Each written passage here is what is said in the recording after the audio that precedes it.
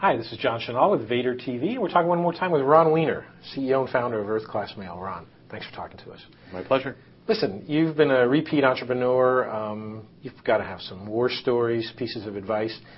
Tell us, for a startup or first-time entrepreneur, some advice or lessons you've learned about raising money, dealing with VCs, dealing with angels.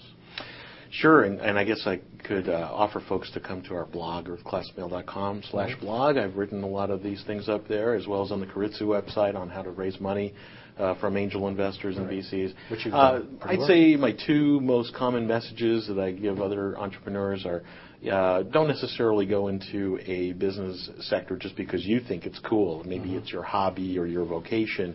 It's much easier to get things funded that investors are currently interested in funding. Now, I say that with Earth Class Mail being an obvious exception because we stand alone in a category. There's literally one VC on the entire planet who focuses on postal sector, but we have enough overlap with other sectors where we're able to get our funding eventually.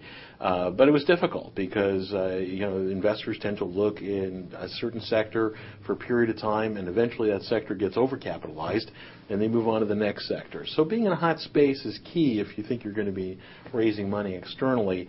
And I have done businesses where I actually didn't have a whole lot of passion for commercial printing, for example. But when I launched printbid.com, it's one of the biggest industry sectors in the country. It was getting disintermediated by the web, and it was a very quick takeout in the dot-com days. So I didn't have a passion for running printing presses, but this was the right idea. Had the right idea. It was the right ROI model for investors and so forth. The other thing is a personal rule for me.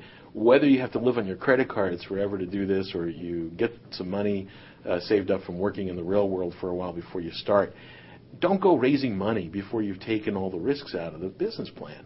If you go out there and say, I got this great concept, but I don't have a live website yet, and I don't really know if anybody's going to come to my website, forget about it. It's going to be a long crawl across broken glass, barbed wire to get your funding. Right. Now, if you're a marquee name, you're a real senior management guy from a very well-known company, and you got a great team around you, you very well might get your money just on a cocktail napkin sketch of what it is you're going to do. Certainly that does happen. But if you're a first-time entrepreneur, at least get the technology risks out. If you can get the market and distribution risks out, all the better.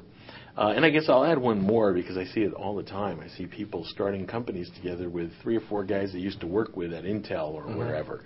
And that shows investors that, okay, you got a bunch of guys that are willing to work for nothing as long as we're working together and having a good time and they know their space, but they're probably not the ideal people to go pick. Gotcha. If you can show that you went out and found the ideal people and you got them to leave their jobs to come to your startup because they believe in it and they're the right people in those roles for the stage of company that you're at, you're going to get a lot more investment traction. And real quickly, you were self-funded. I think you cashed out the 401k, sold the plane or something like that. Yeah.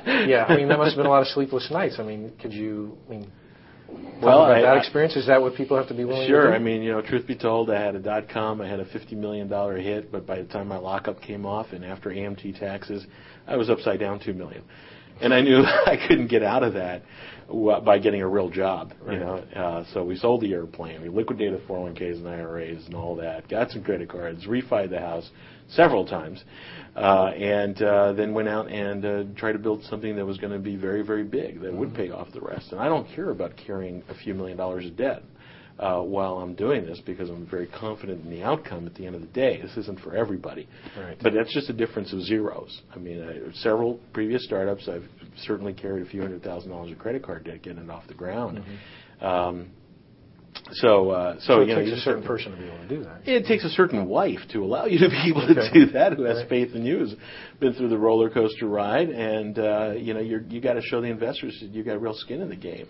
When I see guys coming out of an Oracle or something, and they're pitching investors saying how they've gone 3 months without salaries, I'm like, oh, gosh, well, we went 2.5 years without salaries with a very senior team of guys that could be making terrific salaries elsewhere, but we're proving to our investors we're putting our skin in the game first before we're asking them to put money in. And quite frankly, we don't want to ask them to put money in unless we know that the technology issues can be resolved, the market issues can be resolved.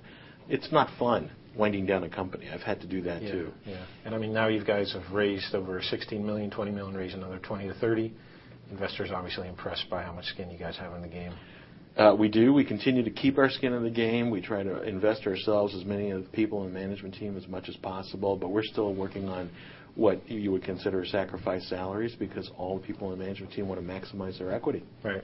Ron, appreciate it. We'll hear some more advice maybe 6 months down the road when you guys start to go even to a more growth phase. My pleasure. Okay. I'm speaking today with Ron Wiener, founder and CEO of Earth Class Mail, giving us some pretty good advice on raising money for a startup. For Vader TV, this is John Chenal.